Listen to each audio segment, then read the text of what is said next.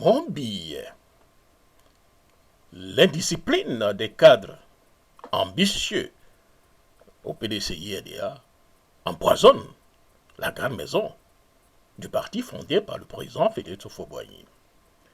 Le PDCI-RDA est victime donc de ses propres cadres. Cette question mérite réflexion face au comportement donc de certains membres influents du parti. Ces derniers, lorsqu'ils n'obtiennent pas gain des causes, quand ils se présentent pour être soit le président donc du parti ou candidat du PDCI RDA ou qui n'obtiennent pas donc des postes donc de bureau politique, n'hésitent pas à accuser le PDCI RDA de tribalisme ou exposer publiquement des querelles internes offrant ainsi des armes à leurs adversaires politiques. Cependant, une fois passés au RHDP par mécontentement, pourtant ces mêmes individus deviennent subitement silencieux et moins ambitieux. Où est donc passé l'ambitieux Gwari Dodo, éclipsé, effacé, comme tant d'autres? Une tendance destructrice. Les cas donc du PDCI-RDA doivent comprendre que laver son linge sale en famille n'est pas donc une simple recommandation, mais une nécessité.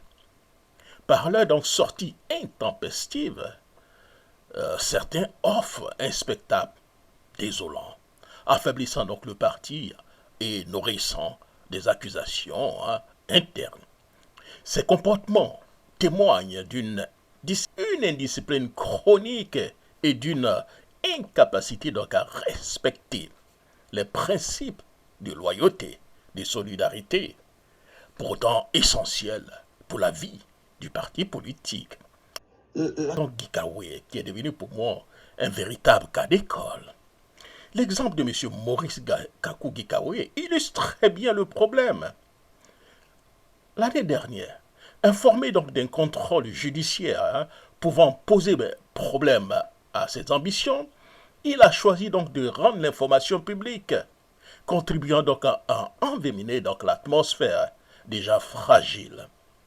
Cette décision, loin donc d'apaiser donc les tensions, n'a fait que polariser davantage le parti.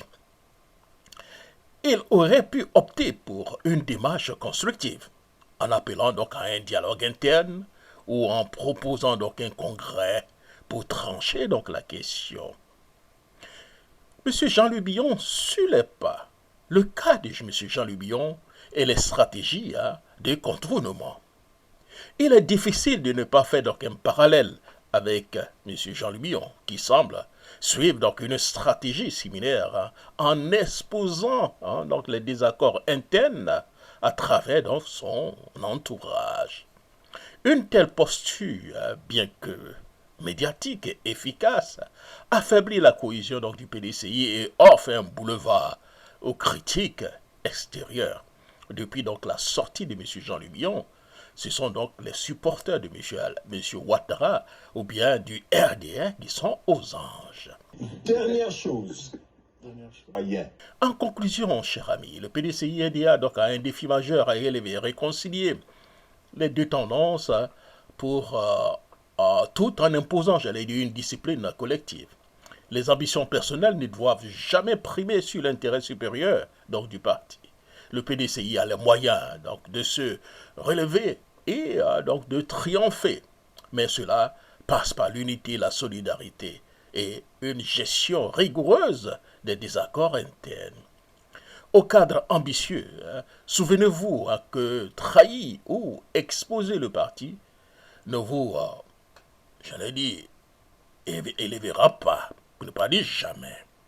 Un grand homme politique agit pour l'histoire, pas pour des querelles d'ego. C'était donc mon billet, Jacques Roger.